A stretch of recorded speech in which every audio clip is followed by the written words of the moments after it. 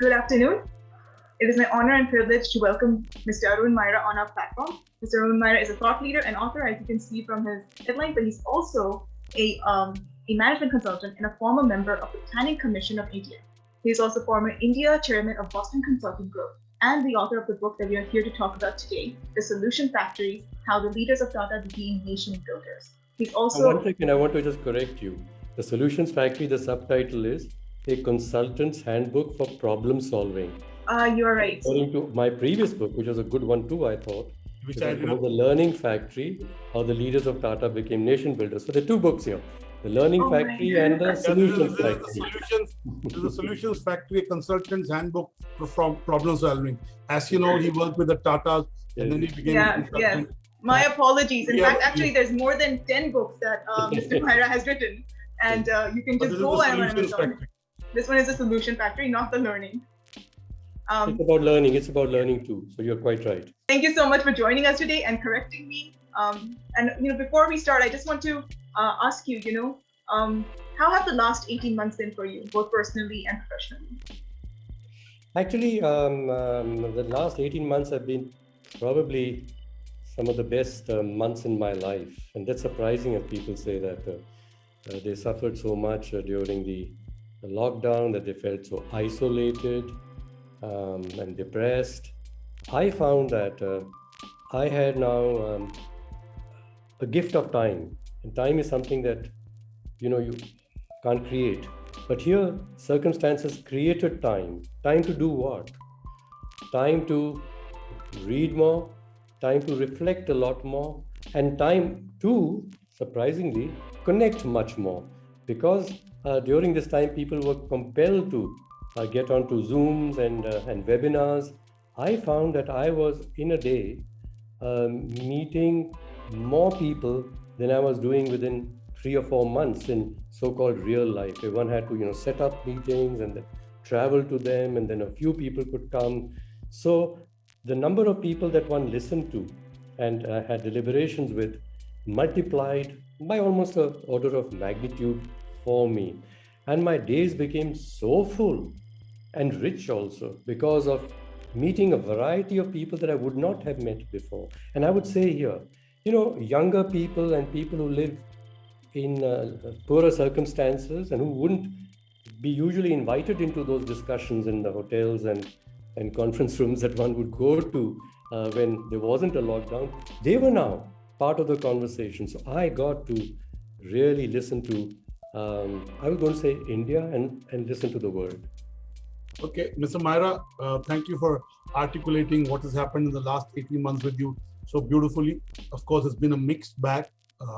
There's been loss of lives and livelihoods. We talked about it in the last time we interacted with you on the Tata's book. Now, this book is about consulting. This book is how to get the maximum out of consultant. It's about solutions. And first of all, let me ask you, why this book, The Solutions Factory? Why now? And why do you call it a consultant's handbook for problem solving? Yeah, actually, the title and the subtitle are both chosen by the publisher because they like the title and subtitle to be sort of catchy. So Solutions Factory sounds a good title. However, it's a very appropriate title for what the book is about. It's about consultants. It's about the profession of consulting. And why did I write the book? I have been asked during the pandemic itself, and even before, by many young people who do very well in life and are sort of finishing college and saying, I want to join a consulting company, and you've been in a consulting company, and they're not asking me to recommend them. But what do you think about it? Or some, of course, want me to recommend them. But what do you think about it? So I ask them, what do you want to do in life? And I find quite often they're struggling. So they got an idea that consulting is a glamorous profession, that when they get into consulting, they'll, of course, earn higher money, more money, especially if they got to BCG or McKinsey or consulting companies like that, then they might, if they got into, let me say, a real world, a corporate world, or even more importantly, if they were to get into the social change world, where neither the glamour nor the money is there compared to the corporate world. And amongst the corporate world, the consultants are the glamour guys, as it were. So I'd ask them, what do you really want to get? And they would then, find those conversations very useful. At the same time, they would also want to know that if they were to become a consultant, how could they be a more effective consultant? So my book is a book explaining my perspective on what consulting is about and what good consulting is about, and therefore people to think about it before they jump into consulting. Thank you, Mr. Maira. Of course, the times have changed, and the consulting firms have themselves tried to reimagine themselves in a new world, and we'll come to that. But I want to now jump into the book, and I'm sure Vasudha will ask you. In the book, you define who's a consultant to set the expectations right? Now, I remember being in India in 1994, and I was the president of the Management Consulting Club. I don't know if you remember him or not. He was a professor of ours. He teaches accounting, but he was part of the IMCI, Institute of Management Consultants of India. In fact, I even attended a meeting in 95, if I'm not wrong, with him. And Dr. Sridhar Raghavan, Professor Dr. Sridhar Raghavan, is now in heaven. And, and I asked him one day about consultants. So he told me that consultants are people, when you ask them the time, they look at your watch, tell you the time, and take the watch away. And they said consultants are people who con and insult. But you have a very different definition in the book.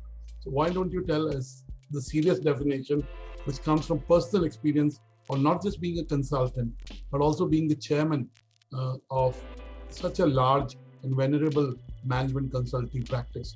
So, and how has the consulting role changed over the years? Yeah, I think the sentence that you used is going to help me greatly to explain what I want to say. A consultant is someone who borrows your watch to tell you the time and then takes your watch away. Let's look at both parts of that sentence. The first is a consultant borrows your watch to tell you the time. I have realized that most organizations and their leaders know what they need to know, but they don't know it. They know what they need to know, but they don't know it. In other words, the data and the insights are within them, but only someone from the outside who looks at that watch, let me call it a watch, says, hey, this is what is going on. This is what is going on. So in that sense, yes, the consultant is borrowing your data, borrowing your information to then interpret it for you and say, this is the truth right now.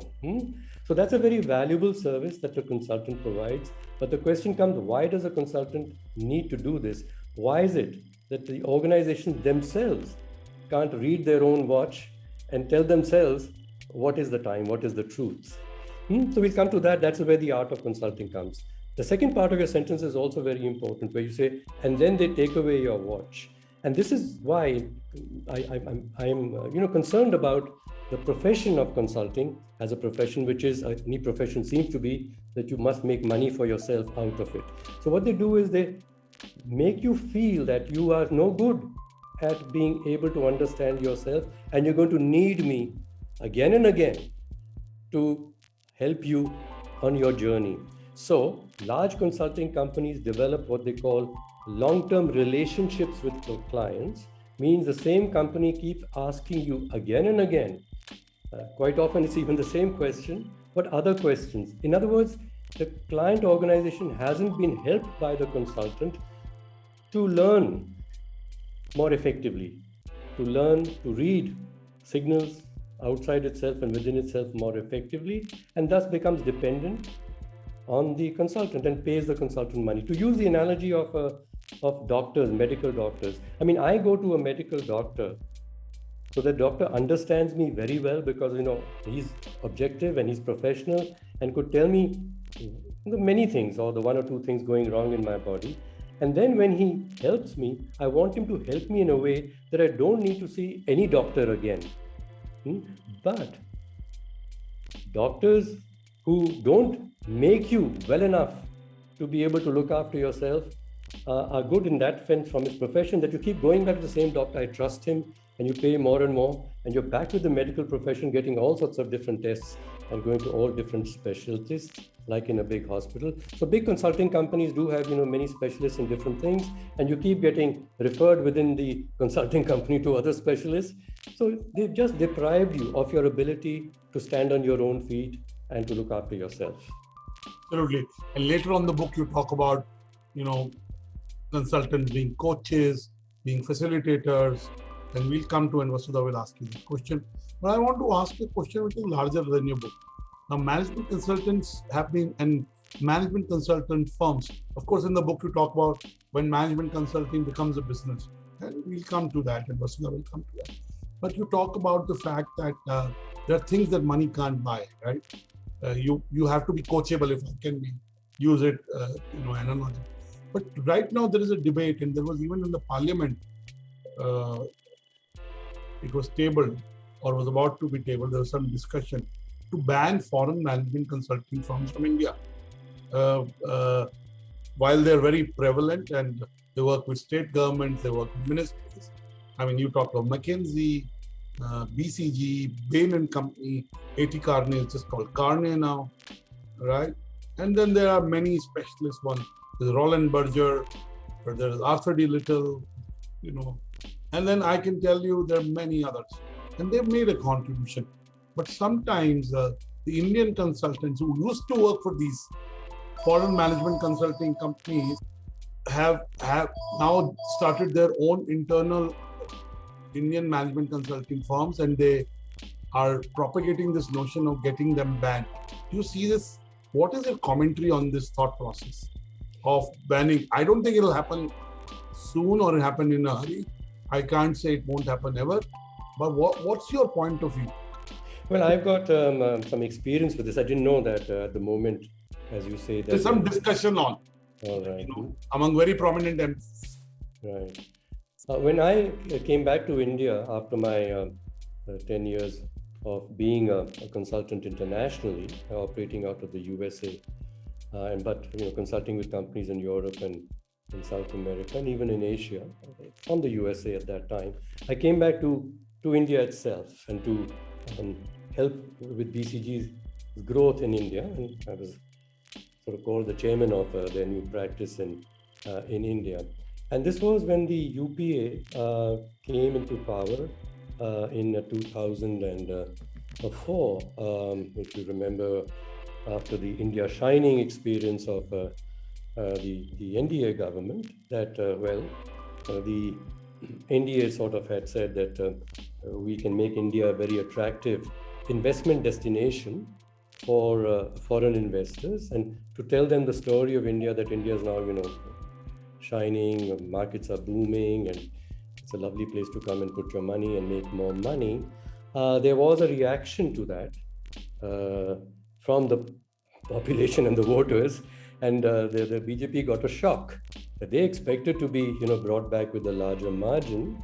But on the other hand, they lost the election, and the UPA came back with the support of, within this UPA, the Congress is supported by the left parties. And they were very instrumental in enabling the Congress to win and the BJP to lose.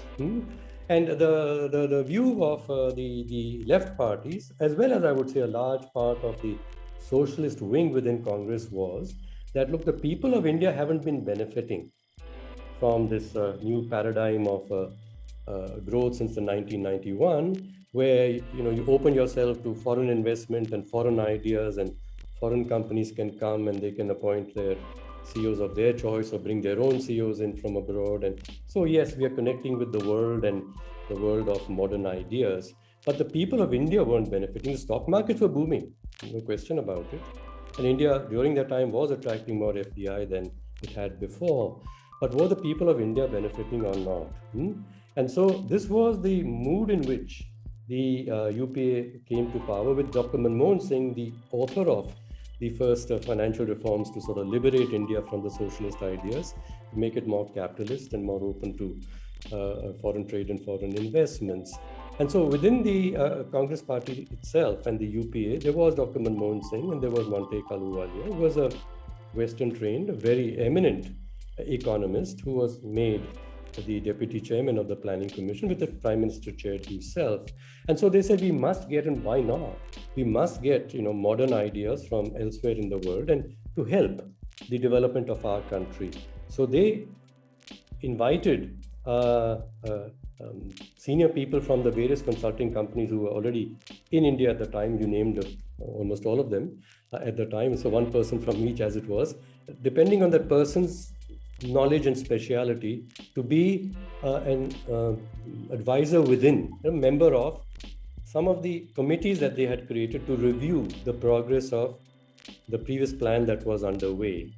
So I happened to be invited to be on the committee for medium and small scale industries, which is a subject that is very close to me because I believe they are the solution for India's growth and employment problems. So I was invited to be a member of that committee. And others were, people from maybe McKinsey on the financial reforms committee and someone on infrastructure reforms, etc. But I didn't realize that, I was so happy that someone had asked me what maybe ideas for the country. Of course, I'd grown up in India, worked in industry in India, and been out in consulting abroad for just 10 years. So my experience and my roots were all Indian, but I came in with ideas which might be relevant and useful for India. So I was very pleased with all this. But as soon as we met, the first meeting, I came out of it, the media was all over me and saying, aren't you going to resign? So I said, why would I want to resign when I've been invited to serve the country? So unless the Prime Minister himself or Dr. Ahluwalia were to say, no, we don't want you anymore because you haven't done a good job. I just started, so I don't know why I should resign. Then they mentioned that the left parties have made a whole hullabaloo about this, that India is selling itself to foreigners. And see, we always suspected that there were these so-called reformers and they would just sell India off to the foreigners. And so they've invited these foreign consultants. And it is true, all the people who were invited, including myself, though we might have been Indians, we were working for large foreign consulting companies, or happened to be also US-based companies at that time. So here, the US is taking over India is what the left parties were saying. So the question from the media was, what are you going to do about it? Right? Now, I was invited then to a debate on Big Fight by Rajdeep Sardesai, who was started this show called The Big Fight for NDTV at the time, and a debate in which myself, I, and another person who was a left-leaning sort of economist were invited, as well as a right-leaning economist. And Mr. Bardhan, who was the General Secretary of the Communist Party, was also invited. So it was like 2 against 2. There was a left-leaning economist, supposedly, along with Mr. Bardhan, and me as a sort of a right-wing foreign guy, along with this right foreign-educated economist, supposedly on the other side. But it became a debate a discussion between Mr. Bardhan and myself, because he posed this question. He said, isn't it wrong that our country with such a great tradition and so much knowledge within itself should become so helpless and dependent on foreigners? And he said, what worries me, he said, is that they have agendas of their own, and they've got ways of thinking which may be suitable for them, but they're not suitable for India and the people of India. Now, he had a point. He does have a point. But my point was, why do you suspect that I don't know what is good for the people of India and only you do? He said, no, I'm not doubting that, maybe, but your ideas are foreign ideas. I said to him, but you subscribe to the ideas of Karl Marx. He was not an Indian, and you continue to propagate his ideas being as the best ones for India. So let's open our minds to all ideas anywhere, but we have to first consider what our country's situation is and its people's needs are, which is what I guess you communist people want to do. But then you promptly bring a foreign idea as the solution, and now you're accusing me of also bringing a foreign idea as solution. And I want to tell you, I'm not bringing any foreign ideas. That cannot be. If you serve anybody who pays you, you have to be talking their language, and he has truth in that. I mean, companies have brands and they want you to always say good things about their brands. Even if you're selling, soap or soft drinks, you have to keep saying that brand is the best and defend whatever they do. So I said, no, but in this case, I'm doing it in my personal capacity. But he asked this challenging question: how can you be innocent of what your company requires you to do? And so this is in my book, therefore, that you have to live true to your personal values and not be swayed away by, let me now use the word, the valuations of your firm. Thank you so much for giving us a background and a real story. But I can say that it's not going to happen, because these firms are intrinsically involved with India's progress, at least for the last 3 decades, some for more than 4 decades. So it's not going to happen. They are led by Indians, and they've learned the framework from, every civilization, every country is good at something. I mean, there is a certain thought process these consulting firms bring. Now, let me ask you another question. Traditionally, consultants were more facilitators, as you talk, coaches. They were more about strategy. They were more about ideas. They were more about advice. In the last decade, I would say, apart from strategizing, giving the strategy, ideation, thought process, consulting, they've started to get involved with execution. That shift has happened at least in the last 8 to 10 years, I would say. What is your commentary on that? Yeah, that comes back to this borrowing the watch to tell the time sort of story, and then keeping the watch. The foundation of McKinsey or the foundation of BCG, which was younger than McKinsey, or going back to the foundation of Arthur D. Little, and Arthur D. Little was founded more than 100 years ago. The foundation of all these firms are people, great thinkers who said, the production world, the business world needs to get the benefit of, academic good ideas, good research ideas. And what you do is you are to be a trusted advisor to the chief executive or the executives, a trusted advisor. The word was advisor. And a trusted advisor means that you put your own interests in the background. It's the interest of the person you're advising completely. You're looking squarely that person in the eye, into that person's heart. And whatever you say has to be in the interest of the person and is not going to help you, grow your career or your wealth thereafter, to do that. Now, how this has changed, okay? It is, every professional expects to get some good compensation for themselves. Surely, you pay a good doctor more money than the others. So, getting fees for your piece of advice, which you gave by spending a few hours with your client, is a good thing. And the higher the client pays you, the more the client pays you, let me say per hour or per day, is showing how valuable the client finds you as a person, as an advisor. But consulting companies don't make their money like that. They get into the business of implementation, like you said. Now, for implementation, you need to have armies of people to go implement. Now, implementation involves both things. It's going and looking at the data of the client organization, borrowing the many watches inside the organization, taking all that material, making them into slides and PowerPoint presentations, showing the watch back. So these the young people do, and they do the hard work, on the ground. And the larger the team of young people that you have, the more is the surplus that is generated. And out of that surplus, the partners of the consulting company, they make their money. So to be a solo consultant and a good advisor is not a good business growth for yourself strategy. You must grow the size of your firm, not by having more partners, because the distribution of the profits will, again, per partner, you'll get less. You must have a larger number of so-called implementers, these younger consultants who go and do, let me say, the hard work, the donkey work, from which the surplus was generated for the firm. So that's one side. But then came, when I was in the United States, that from Silicon Valley, many people got into making money out of ideas. So you got an idea, then you marketed the idea in the stock market, and a lot of investors came in because, my goodness, this is going to be the next great watch or the next great something or the other, and you put your money into it. So these persons were making money without even giving their time thereafter. They got an idea and they marketed the idea itself.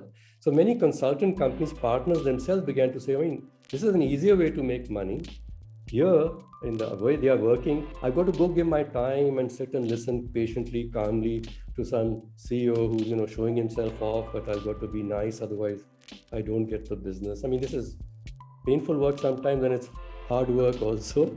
Why don't we make money out of our ideas? In other words, market our ideas, package them, market them, or take other people's ideas, help develop business models around them, and we become investors in those, right? So obviously, you can make more money out of money. This is where financialization of the economy has gone. The people who make the most money in the world today are the people who are making money out of money.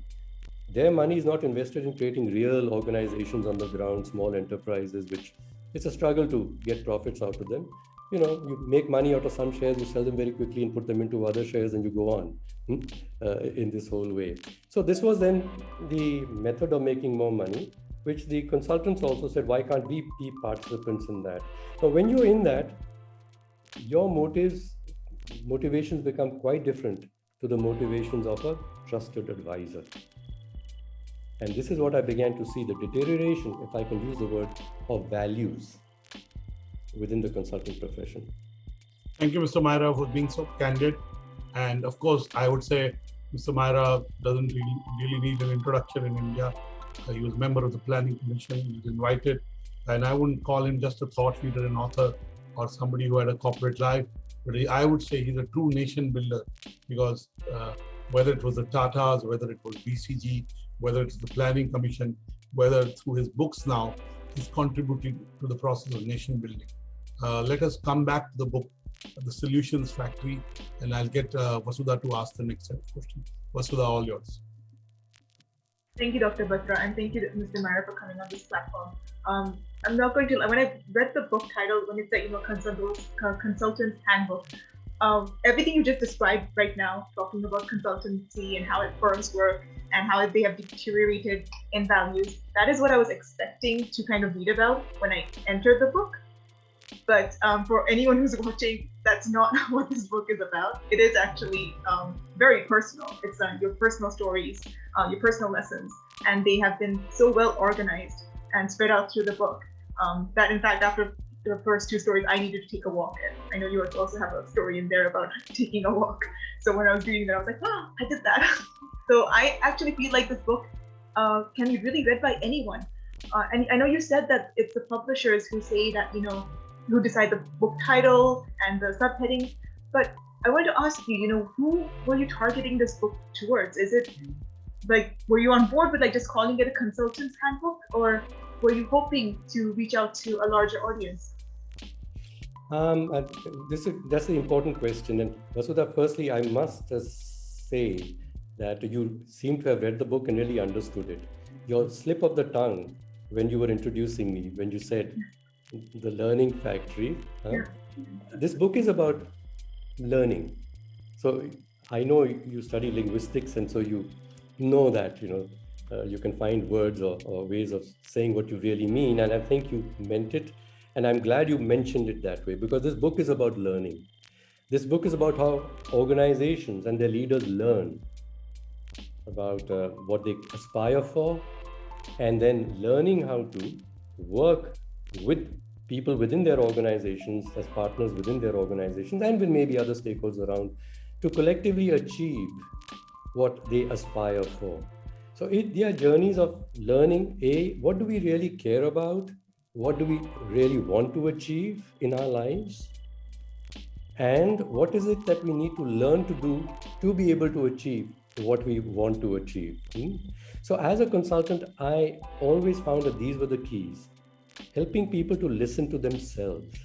What is it you really care about?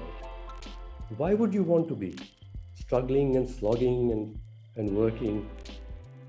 What is the sense of satisfaction you're going to get out of all the slog if you don't know what you really care about?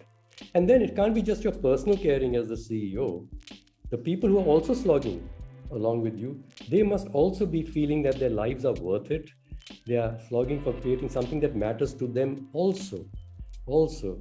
So learning about what others think about in your organizations, what they care about, and together learning what we as an organization care about, And then collectively saying what are the capabilities that each one of us may need to develop, or we collectively need to develop, like the ability to cooperate with each other so that we can together work more effectively to produce the results that we all now want to produce together. So it is about learning life.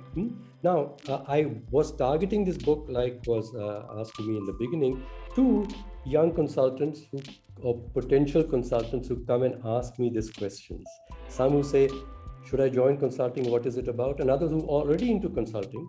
And some are fairly senior people, I must say. They're partners of some of the firms that you've named, who've been my friends through, who have asked me, look, as a personal coach, can you give me an hour of your time, just off time? And during the pandemic, it's been easier to do that. I want to talk to you about myself, about my life, and am I feeling satisfied? And I want to be effective in, as a consultant, can you talk to me? So this book is written for people who are in consulting. So that's why to call it a consultant's problem-solving handbook is the right thing. Now, a problem-solving handbook seems to suggest it's going to have, 10 tricks to solve 10 problems, right? So I liked it because people are going to say, hey, but where are the typical books written from management people and consultants are there are 10 things to do and how to do them in 10 minutes each. It's like what the book is about. So I like the title because then it's intriguing after that, like you said, that you read stories, real stories about people learning, organizations learning, leaders learning, the consultant myself learning also, and the young consultants working with me learning also.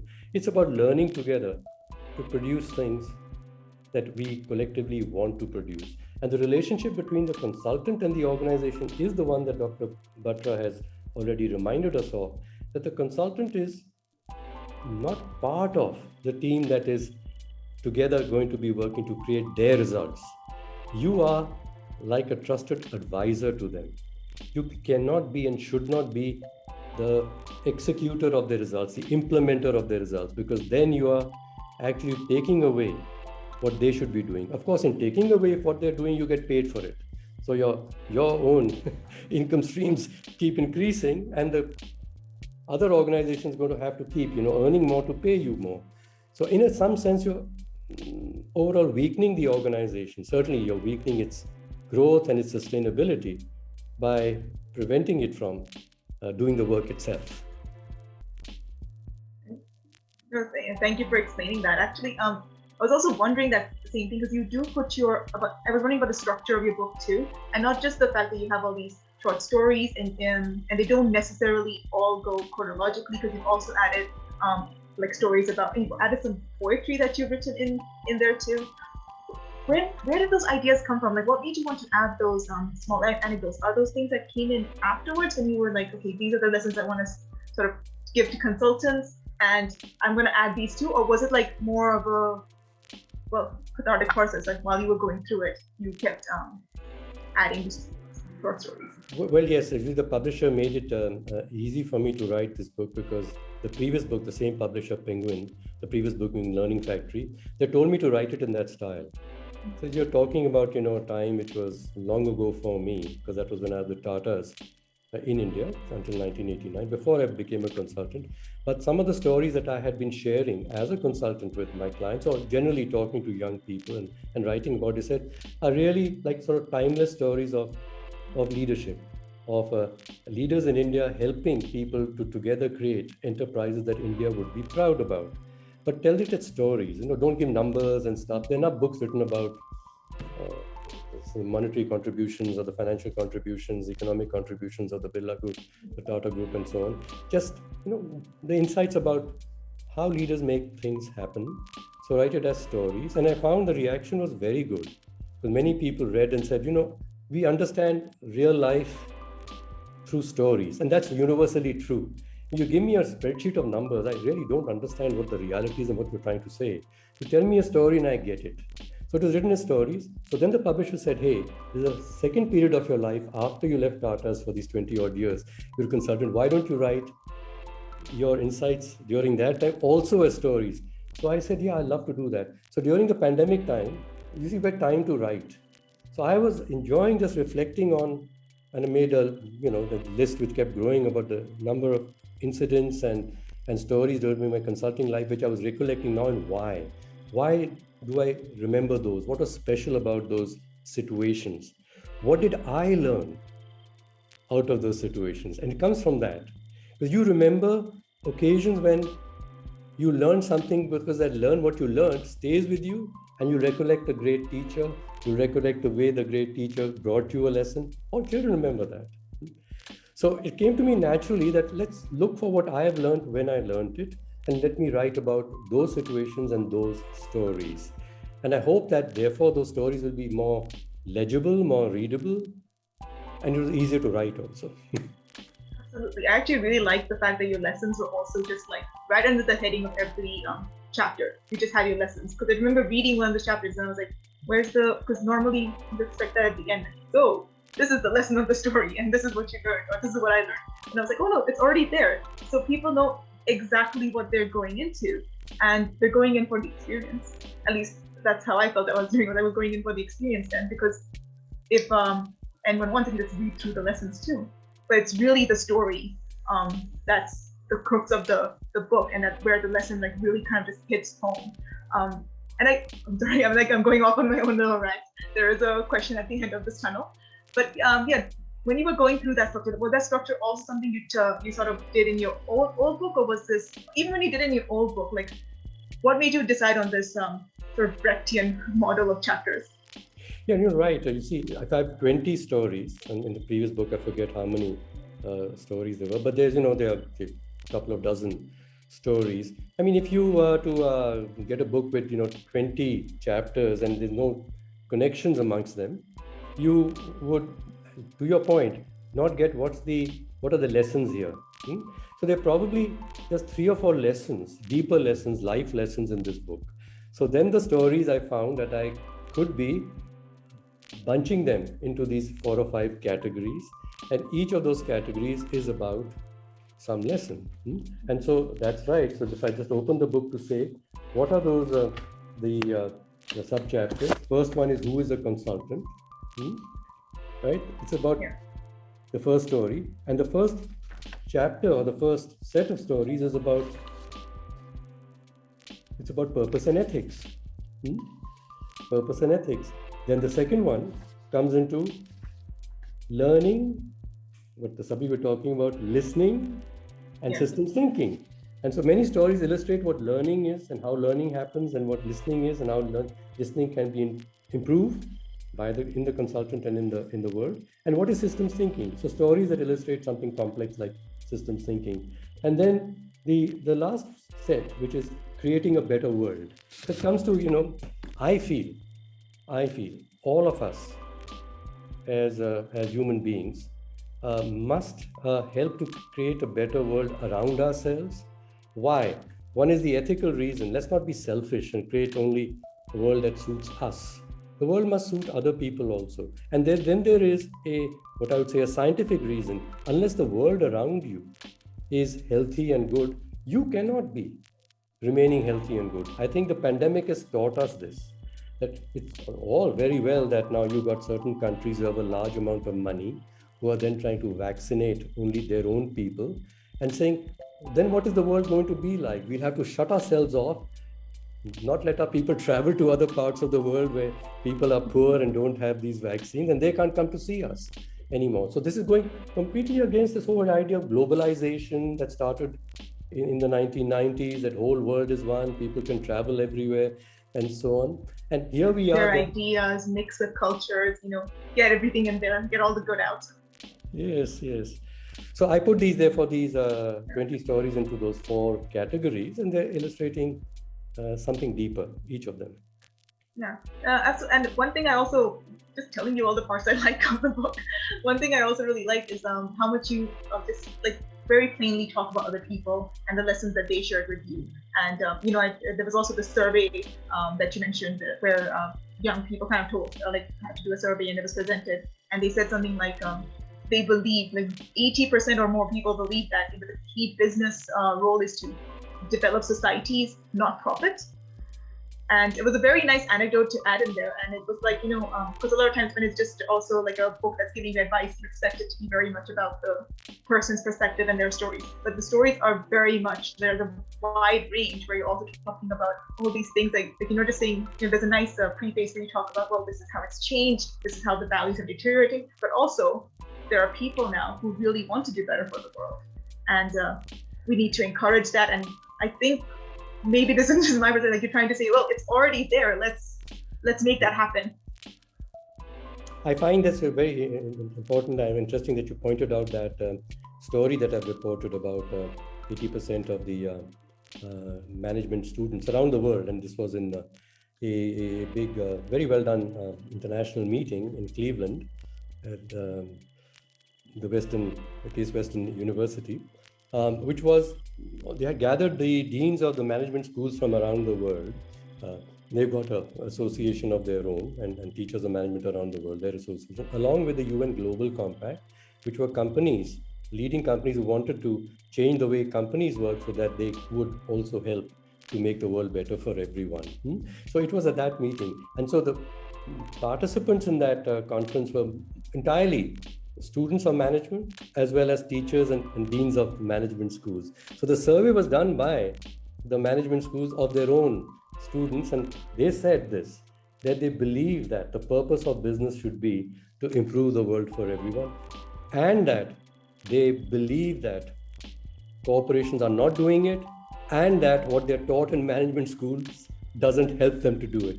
Now I'm saying this was in 2004 or 5, it's as far back as that.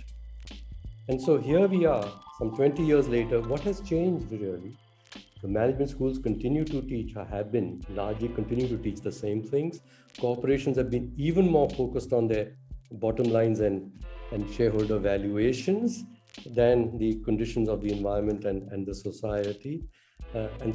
But during this pandemic, I've been able to listen to so many young people in our country mostly, but outside also, who say, I want to learn how to help professionally the world to be better. So in the last 4 or 5 years since I left the Planning Commission, most of the young people that I'm coaching, being, let me say, a consultant to, or the organizations that I don't take money for anything, it's just because I care for it, are social organizations. And this is their dilemma, that the models of management that they are being taught by management consultants whose experiences entirely from the corporate world, and they bring these models to help these NGOs to become more efficient and to grow their own sizes, they feel instinctively is wrong.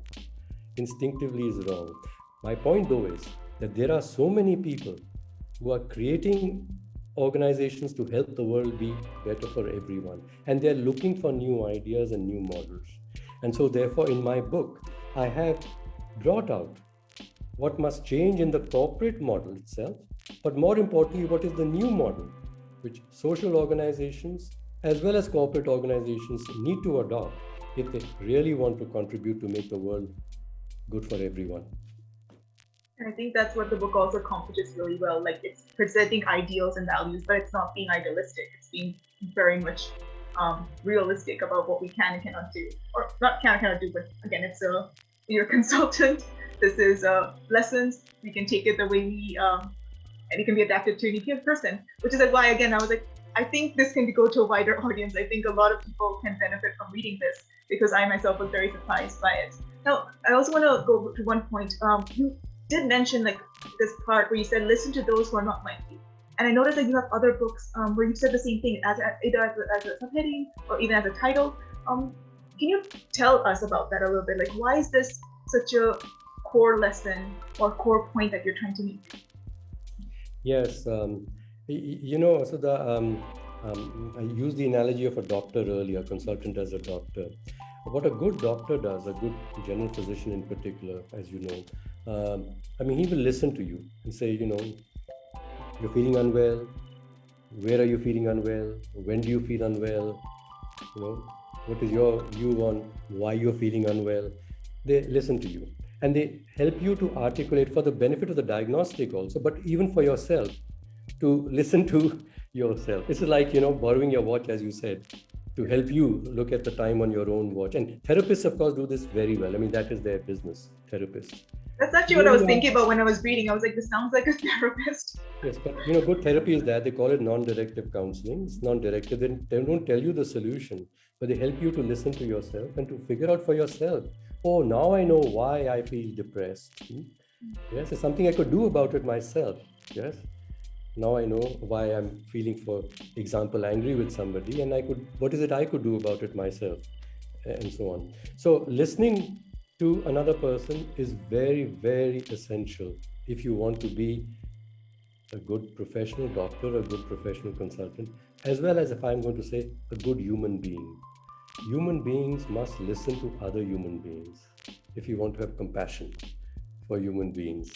No human being is the same, and nor should they be. I don't insist that everyone should think like me. Let me learn from them. Maybe I might want to like to think like them. They got some way of thinking which helps me to feel more fulfilled myself. So listening to others and then helping others to listen to themselves. That's why listening is a very important skill, a discipline for any therapist, consultant, coach, doctor, to help another person to be able to help themselves.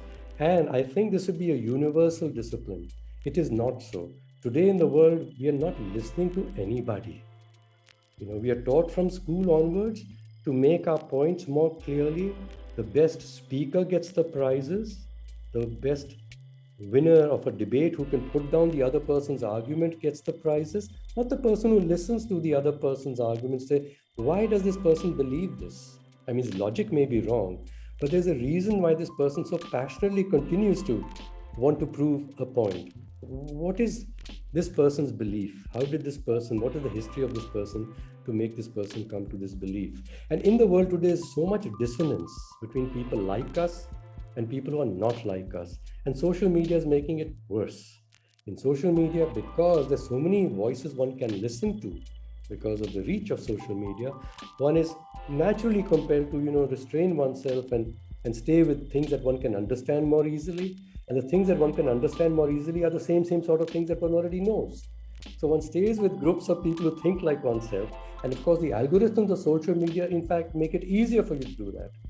They continue to force onto you or latch you into groups which you will be getting similar things. You'll be all buying the same sort of clothes, and which is good for advertising too, and box you into similar people. And thus the world is being broken up. And Rabindranath Tagore did say in his Gitanjali, he hoped that the world would be one in which it's not broken into fragments behind narrow domestic walls. And unfortunately, the world of public discourse is becoming a world which is broken up into fragments, each fragment behind its walls. We're not listening to each other. And we must break out of those walls and go and listen to people who don't think like us, not to put them down, but to understand them, and maybe then they'll give us the privilege of listening to us and understanding us. Thus we'll create harmony and new ideas. I mean, of course, like the whole thing with social media started off with like you trying to find people who are similar to you, but not to stay there. It was like find your crowd, find your comfort, but then also don't disconnect from everyone else. And that's very interesting how social media does that. It's a very tool and that's with any technology, with any movement, any policy for that matter. Anytime you introduce it, you're also going to have a backlash or side effects, or it all comes together, right? And you can only navigate it. But you make a great point about, you focus so much on listening. Like you have a whole section about it in your book. You have books about that too. And I just thought it was very, very interesting because I was like, usually people would kind of, we all know communication is key, but you're not talking about communication. You're talking about listening and understanding. And that's what that whole section is about. I'm getting it correct. Communication, you are a linguist, right? The word communication, we promptly jump to the conclusion that communication is about communicating outwards. Our communication specialists are the people who can package our message and make it more clear and then deliver it to the people who need to hear it. But this is old Zen thing to say. If a tree falls in the forest, and there's no one there No wonder. to listen, is there a sound? When the tree falls in the forest and there's no one there to listen, is there a sound? Communication has two sides to it. There's got to be a receiver of the communication. It can't be just a giver of communications. So a communication to be healthy and complete, both sides have to be built upon, the listening side and the speaking side. In the world today, we've built up too much the art of speaking well, writing well, arguing well, and hardly the art of calmly, patiently listening well. And that's why, yes, I did write that book called Listening for Well-Being, Conversation with People Not Like Ourselves, which His Holiness the Dalai Lama was kind enough to write the foreword to, because he said this is the missing discipline in humanity today. And he said it's the first foundational discipline in Buddhism, because if you do not listen to people not like yourself, you can't have compassion for them because you don't understand them. And secondly, if you don't listen to people who have different sorts of ideas than yourself, you stop learning. And in his mind, the Buddhist discipline is both a very interrogative spiritual discipline. It's always inquiring into truth and reality. And also it's about compassion, as we well know. So the foundation for both compassion as well as, open-minded inquiry is listening to people not like yourself. And so this, of course, came to me later, but I was realizing in my work as a consultant, I was doing it instinctively, possibly. And that's why it comes out in the stories. And then I said, well, actually, this is an insight, an idea that I need to highlight. And that's why it became a title for a section of the book. I think that was a really good addition. I really enjoyed reading those things. But like you said, there is a much bigger lesson there. And it can't be summed up with just one story, because it's a kind of lesson that you will keep having to learn over and over again through various experiences in your life. And once you were done with this book, I'm not like, what did you like? How did you feel? Did you feel like how did that experience of putting this book together kind of influence you, or what did you learn through it? I learned, Vasudha, I got a sense of satisfaction. I wrote that book, as I said, about the learning factory, which was about my time with Tatas many, many years ago. And writing that book, I began to feel that I'd had a good life. There were tough times, and very, very tough times. But in retrospect, it was such a good life. It was a rich life. It was a learningful life with people who one learned so much from. And then when I wrote this book, it was more recent experiences, right? So it was requiring some reflection on also. Did I really learn something which was valuable, or I am trying to justify what I learned? Yeah, and especially since the book was targeted as actually trying to teach something to consultants, I had to be mindful that am I getting onto my soapbox now and trying to tell people what my beliefs are, but maybe my beliefs are not the only right beliefs. So it helped me to reflect on what I'd learned more sharply. Why am I saying this? Is it because I want people to think I'm very smart? Especially the world of consultants is a world of very smart people. So in my mind, I was always imagining who's reading this book. And I was saying there will be young consultants and there will be my peers, people who were my peers in the consulting business. And they're much younger than me, and so they're still there. What would they feel when they read this book? Yeah, and I could see. So I was therefore testing myself. Why am I writing it? Am I trying to convince somebody? It's like I was saying, it was one side of communication. Trying to argue for my case, or am I learning something myself out of writing this book? No, I think I also wanted to ask, because most of your books also seem to come at the end of sort of like when you wrap up a project and finish a certain, well, I don't want to say era of your life, but like a certain part that you are kind of, you write a book and it comes out. So is book writing like something cathartic that you do that way? Is like to be reflective of that time period, to put together everything you've learned and maybe pass that on? Well, it would have to be anything that you do in life. If it's going to come out of your knowledge and experience, it would be related to some time period, it's related to your life. So if you're writing many books. These are very specific, you have your upstart. Yes, so you go down to exactly chunking it. When you say my experience as a consultant, it's a specific period as my life.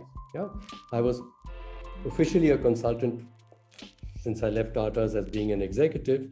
and I was a consultant. And I was a consultant until I was joining the Planning Commission. So I had those 20 years when I was officially a consultant. So I'm looking at that period in my life, and like you just said, stories during that period of my life. So yes, then I did write a book after I was finishing with the Planning Commission, which was asked again by another publisher. And there were two books actually, the same publisher, it was Rupa at that time, said one was about my learning about ideas. And that was not so much about what I learned in my stories in the Planning Commission, but ideas. So I wrote a book called Redesigning the Aeroplane While Flying. It was about how one... That's also a really good title. Yeah, how one reforms institutions. And in that book, the ideas that I put into that book were ideas I'd learned while I was a consultant the years before, as well as ideas that I had also learned in my earlier years with Tatas, and then what I'd learned now as a public policy person. So it was a book about ideas. Yeah, but compelled, the clarification of ideas was compelled by my being now in this unusual place in India, or being in a public policy space, which is a very complicated space. So one had to be, more thinking about what are the ideas that are guiding me and guiding us in the Planning Commission. Are they the right ideas or not? So it was a more intellectual book about ideas. But when I finished that, someone said, well, why don't you write a book about your time in the Planning Commission, about your experience of what you learned personally during that time. So I wrote this book called An Upstart in Government, and the subtitle was Journeys of Learning and Change, of change and learning. Again, learning comes in. And life is about change. We're all changing. Willy-nilly, we don't even know how we're changing sometimes, but we're changing. And we want to make change in the world. And when we have to make change in the world, we have to take the world as it is. We also have to start with where we are. So in other words, we're flying in an aeroplane that's already there. So we are part of this aeroplane that is flying, and yet we want it to be a different aeroplane. Now, it's a dangerous thing to do. If you're flying in an aeroplane and you want to redesign it, you might crash it because you don't know the change that you're making, how it will affect the whole system as it's flying together. And this is the problem with, if I can say, expert consultants, including management consultants, that they think that by fixing one part of the system, you can make the whole system all right. So fix the financial system of India and India will be all right for everybody. But the financial system is connected with the job system. It's connected with, if you will, the technology systems and so on. You can't have a policy just for finance. You can't have a policy just for technology. You can't have a policy just for infrastructure. All the policies must work together because in the aeroplane, they're all parts of the aeroplane, like the wings and the propellers. And we're already in the air. Yes, and with all these things, you can't just redesign the engines and think the plane is going to keep flying because the wings may not be able to support the thrust of the engines after that. So this was a change of thinking required, and I brought that out and again through stories. And it was about an upstart in government, which already been put rather intellectually, quite well, I think, in redesigning the aeroplane while flying, that book about reforming institutions. And you've also come up with 2 books this year as well, right? One of them is about listening to my minds and like diversions, which is also like, it sounds like your writing is becoming more and more about your thoughts and philosophy. I'm presuming here, but this book is just poetry, poems. Oh, I have been my life through my times in Tata, through my time as a consultant, through my time Planning Commission, through on. I reflect on my thoughts, and I like haiku poetry, because haiku poetry requires you to express a profound thought in 17 syllables. So it's an art of distilling the essence of an idea. And so it helps you also to be a good writer, because good writing is about finding the fewest number of words put together in the proper way so that you can explain a difficult idea. So haiku is a good discipline for a writer. So I've been writing haiku poetry, and my haiku poetries have been about my thoughts. So these poems are all there. So during the pandemic, again, I got a time to put together all the poems that were lying around on my computer or scraps of paper. And then, because nowadays one can publish the books online so well, finding a mainline publisher for a poetry book today is impossible. In fact, my agent said, he says, so who reads poetry nowadays? And no mainline publisher wants to publish a poetry book because they don't get a market out of it. But there are these online people, and if you want to do it, they'll put it out very well. So that book that you're referring to is about my life. It's about my ideas, but put in poetry form. It's called, yes, Listening to My Mind. And it says below that Zen-like divergence. Zen is the Buddhist, Japanese, no Japanese, but Chinese also, Buddhist strain, which is about just being simple and listening to the water, listening to the birds, listening to yourself, and expressing your thoughts in 17 syllables. So that is that. But the other book I wrote, which is called A Billion Fireflies and Critical Conversations to Shape a New Post-Pandemic World, which Dr. Batra has already interviewed me about some months ago, was also produced online by the same Notion Press. And that was a collection of my ideas on policy and change, and what people had been saying they want to get accomplished once the pandemic is over, during all the webinars and all that I was attending. And what I was getting alarmed about when we went into the pandemic, the first few months, we were also alarmed about the poverty, inequality, and that, the financial system is very broken and the way we're making public policy is wrong. GDP should not be the measure. And I found, as we felt we were coming out of the pandemic before, the second and third wave fear started coming, people were talking about, let's get the finance minister to, again, balance the budget. Let's get the finance minister to give more, deregulate the industries more so that there'll be more investment. I said, hey, wake up, guys. This is not what you wanted. So I put those things down into that book, but that was also done online very quickly. So as you can see that during the pandemic, I had plenty of time. Yes, I can see that by all the publications that have come out. There were 5 books. Lucky for us. My consultant has shown me the watch and told me that we have gone over time. And I have so many questions to ask you. But in the interest of time, I would like to wrap things up right now with my final question that I'd like to ask all the authors, which is, what is your favorite book and what are you reading right now?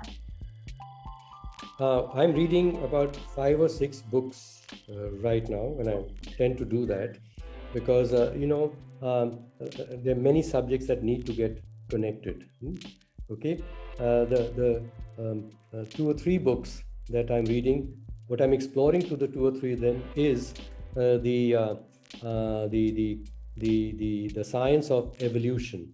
And there are now evolutionary biologists who claim that they know how the world works more than economists do, which is true, but more than physicists do, which is also true because physics doesn't try to explain society. So they say that we've got the sort of the master discipline, the explanation of everything. And I'm very intrigued about that because, as I've been saying, my whole journey has been trying to understand how people evolve, how institutions evolve, how societies evolve. And therefore, in this book, The Solutions Factory, there's a whole chapter about complex self-adaptive systems and how those ideas can apply to the business organizations. And so I'm very curious about evolution. So I'm reading about what evolutionary biologists say are the insights from evolutionary biology that economists should adopt, that business should adopt, and everybody should adopt. So that's the big set of books I'm reading now.